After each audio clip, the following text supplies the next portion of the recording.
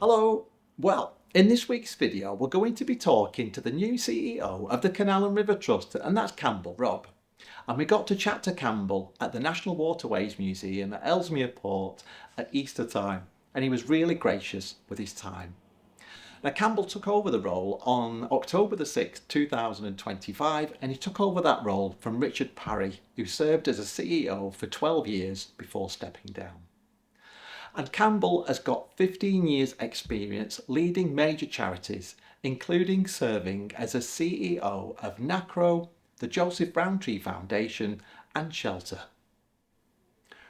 We're hoping that he breathes new life into the waterways, and he seems very passionate about his new role. So we're going to ask these questions that were sent in by our viewers. We couldn't ask him every question because the interview would have gone on for hours, and it was a very busy day for him, but he was really gracious with his time, and I'm sure he would have been happy to answer every question that we threw at him. So if your question wasn't answered, we want to apologise now, but we had to whittle that down to about 14 or 15 questions. Pleasure to meet you. Yeah, nice to meet you too. I've got a list of questions here from our viewers. One viewer said, wouldn't it be more effective for the trust to employ full-time staff for repairs rather than using contractors?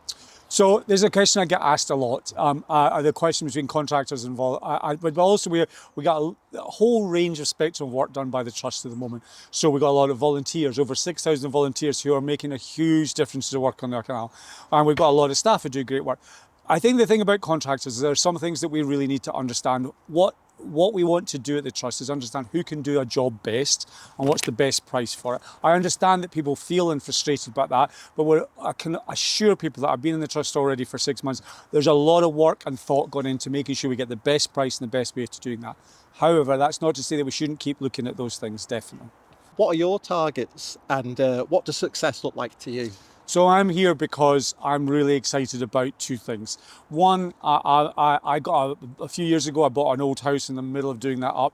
I've just sort of had to sell my Mark II Golf, which I'd done up to. So I love old things. I love taking history and making it come alive. So that's part of what this is. The second thing is the potential of the canal network as homes, as places for people to relax, as places of nature. We've got to make the case to government, to communities, that there's a future of this canal network that we all want to see. So that's why I'm here. So my target is to work with the people that live and work and use canals, to get them to unite, to make the case to the public and government that this is something to support and help over the coming decades and years ahead. Is it an increase in number of boater facilities, for example, or maybe a reduction in the number of stoppages per year is one question that we've got. So I think that as I'm learning, as I join into the thing, we really need to do more to understand how the canal network's being used. The trust needs to work closely with the boating communities and the different boating communities to understand what they need, what we can provide, and what else other people should be providing, how we can work together to get local authorities or government to be providing more. So I completely understand that we need to do more to work with boaters to understand what they need and then work together to see if we can provide that. There are a lot of sunken or abandoned boats on the system. Are there any plans to be more aggressive in removing them and prosecuting owners when appropriate? Well, what I can tell about sunken boats is we've got a better boating programme, and that we're investing even more in that. Some of you will already seen, you can go on our website and see how we're doing some of the things that boaters tell us they want most of all. One of those things is sunken boats. We're investing significantly more money in the coming year to get sunken boats removed. That's the most important thing for everybody. Let's get them out of the water and let's work out how we do that. So yeah, we're on it. If you see one or you know one, get in touch with the trust, let us know and we'll add it to the list. But we're pretty much aware of what we've got, and over the coming months and years you're going to see a lot more of them taken out of the water. Brilliant. Somebody was asked if they would like more winding holes, but could we please dredge the ones we have? And on a similar vein, a lot of canals have lots of debris in them and are very narrow with fallen trees, weeds, etc. The banks make mooring difficult and sometimes can be overgrown. How or when are you going to clean the canals? Some are quite shallow. So there's two questions there, I think, one about vegetation, and I think that there's a huge job. Again, part of the Better Boating Transformation Programme we've got in the coming year, we're going to look a lot more at offside. I think mostly onside, we're getting on top of that, but offside, I think a lot of the vegetation and a lot of those trees and those things happen on that side. When we have storms, most of the trees that come into the canal network are not from the CRT side on the onside, they're from the offside. So we need to work with people that own those and landowners to do that. In terms of cleaning up, I was lucky enough to be last week out in Birmingham on a cleanup crew. We've got volunteers and boats, and we're now investing in technology. We've got a kind of shark that kind of starts to take up debris. It's a 2,000-mile network. We're not going to get it all done all the time, but we do want to try and understand how we can do more to clean it up. We see it, it's important to boaters, and I can hear that. Can the Canal and River Trust change the present repair on failure regime to a more efficient preventative maintenance regime? So one of the big challenges that we face at the Trust is the difference between urgent and important. We were just talking about Whitchurch. So we had a whole set of planned works that we were going to do this year, and then Whitchurch happened, and we have to put all of those on hold as we put the money and the effort and the time into repairing the breach. So one of the challenges that I face in my job is to work out over the coming years we can expand the money that's coming into the Trust from different regimes and work out how we can get to do both the stuff that happens in the storms and climate change, but make longer term decisions about the planning that we want to make. That's the trick that I've got to pull off, and I'm going to talk to boaters, talk to government, talk to everybody about how we can invest in the network to do that better. What about the removal of services such as bins, recycling, toilets, showers, pump outs and water points? How can the CRT justify removing these services at the same time as increasing fees? So it's a big challenge, I think, and I've heard a lot from boaters since I've arrived about facilities and everything that's happened. And I think we've got to recognise as the Trust, and we've got to work with our communities to understand why we make some of these decisions. I think we can be better at communicating some of the decisions we made and what we do about them. I completely understand, but the public realm is changing all around us all the time. Local authorities are running out of money to do litter bins and other things. We're trying our best to work out how we can provide the services we can. We might not always get it right, but we want to work with communities to understand that and communicate that better. But I do hear the complaints from people that understand, and I'm working with my teams to understand how we can talk to people more about what's happening and what more we can do about it. Would you consider bringing back lensmen or women back in to monitor set stretches of canal, re-maintenance required, and keep tidy and clear of debris, etc., like they used to do? So I've heard quite a lot since I joined about lensmen and lenswomen and the services they provide. The challenge we face is with a 2,000-mile network and the limited resources that we have is how best to make sure that we're looking after all the different bits of the canal network. Some of that's been taken up by volunteers. We're hoping that we've got a mobile app coming which will allow boaters to report incidents and things like that. But definitely I think we need to work together over the next period of time. I'm going to be working with lots of people on a new strategy for the Trust. These are the kind of ideas that we need to consider and think about. But we also have to be realistic. We have a limited set of resources to do all the things that people want. So we're going to have to work out the best way to balance looking after the network and how we do that well. Instead of letting the canal infrastructure get too dilapidated and run down beyond repair, can't you use some of the billion-pound assets that are in place for this exact reason? So that's a great question. I think that what we need to really think about over the coming months and years, I'm launching a consultation in the coming months on a new strategy for the Trust. Part of that is about how we think long term about the assets and everything across the network.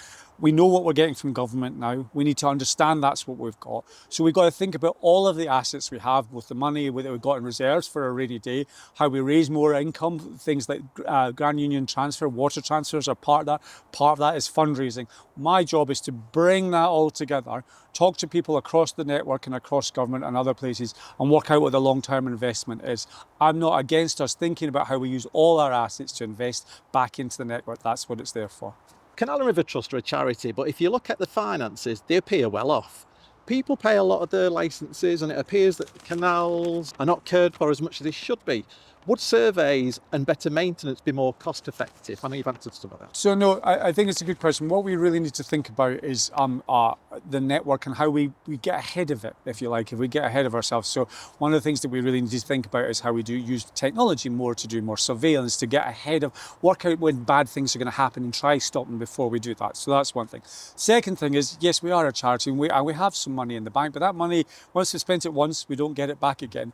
Our job is to be the steward for this network for generations to come. And so we need to make sure we think wisely and well about how we spend and use money to do that. But I completely agree that we need a plan for that, and we should be thinking about how we do that going forward. And I really want to hear from voters, and we're going to be talking to voters about how we do that and what they think is important. But please do get involved in those consultations. The Better Boating Transformation Programme is part of that response directly to voters, saying these are the things that are important to us: paddles, kind of whole vegetation, whole things like that. We want to be on that and investing in those as well. What's your plans for great parts of a stunning network now more resembling shanty towns full of unlicensed boats, staying put and generally making a mess? So we've got a challenge with our network. It's the use of the network's changed over the last couple of decades, and there's a whole set of different people using the network in different ways. I think we all have to recognise that we're going to have to work together to understand how to best use that. The recent licensing commission is a start of that. How do we really understand what it is and what we do to make sure that people on the network understand their roles and responsibilities, and us as a trust understand our roles and responsibilities. So I think that's how we need to do that. We're going to be consulting on the consultation. We'll be consulting on the commission soon. Really need everybody involved to get involved with that, to tell us what their views are, because we need to change the system. It's not working for anybody at the moment, so we're going to really think that through. But we've all got responsibilities here to recognise that the network and the canals are there for lots of different people, and the challenge we've got is to get that balance right so everybody understands their rights and responsibilities. Brilliant. So I think I've got about 2 or 3 questions. Don't worry. Left, if that's all right. One question that we got. Oh, sorry, that should Sure, have it's all right. One question somebody asked us was, why do the Canal and River Trust need these nice plush offices in city centres when they could be out of town? So the Canal and River Trust doesn't have a headquarters like many other organisations. We're spread across. We've got some hubs around the country. Generally what we use is offices and things that we've had for generations and years to do. My hub is in Gloucester, in the Gloucester Docks. That's where my office is and where my home office is. So we're constantly looking at how we maintain a large staff network, but make sure that we're efficient and effective. Part of also my job as I go along is to make sure that the Canal and River Trust is using its money wisely and well, and I can assure voters that I'll be constantly looking at going forward to make sure that we do that well. If the Canal and River Trust had the money and the resources, what is one thing that you would do right now? It's a great question. What I would like to do is generate a long-term sustainable programme for the canal network.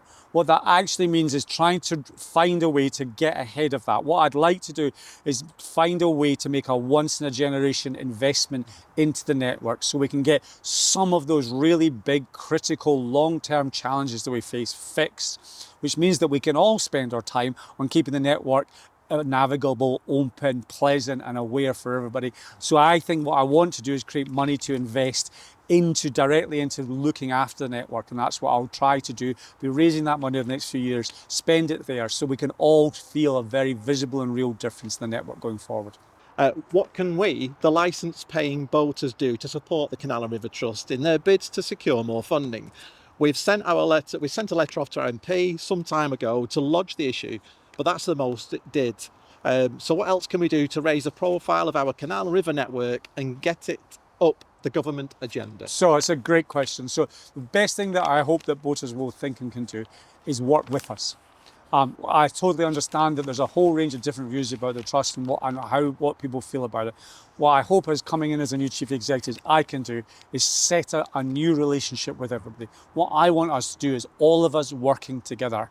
Having worked in government and with governments for a long time, I know the thing that they want is a divided opposition. The more that we can create common cause about the brilliant network that we live and work and cherish, the more that we can work together, the more chance we have of persuading government of what we want to do that. So work with us. We won't always agree, but I think we can have common cause and we can make government take this seriously. Yeah. And then can I ask a question of my own? As continuous cruisers, we feel that some of the people on the network are vulnerable people who can't afford to go into a marina. Do you think it's fair that continuous cruisers pay more than people in a marina? So I think that there's a really good question. I think there's a real discussion to be had, and I think it comes out of the licensing commission about what and how we think about and what we charge licenses for. And I'm open for a discussion. I've had discussions with a number of boating groups already, particularly around continuous cruising, about how we make sure that those continuous cruisers feel what's happening is fair for them. And that's definitely up for discussion right now. Right, Campbell, it's been a pleasure to meet you. Yeah, it really has been a pleasure. No, you're welcome. Well, we hope you enjoyed that. It was something different for us, and it was really nice meeting Campbell. He was very gracious with his time. He seems like a very genuine person, and he does seem very passionate about his new role. We also want to thank the Canal and River Trust for setting up the time, and if you would like to donate to the Canal and River Trust, it is a charity at the end of the day. We'll leave a link, like we do every week, on our videos. You may even want to volunteer if you can spare the time. Well, we hope you enjoyed this video. Give it a like if you did, keep your comments coming, and subscribe if you haven't already, and we'll see you next time. Thanks for watching. Bye.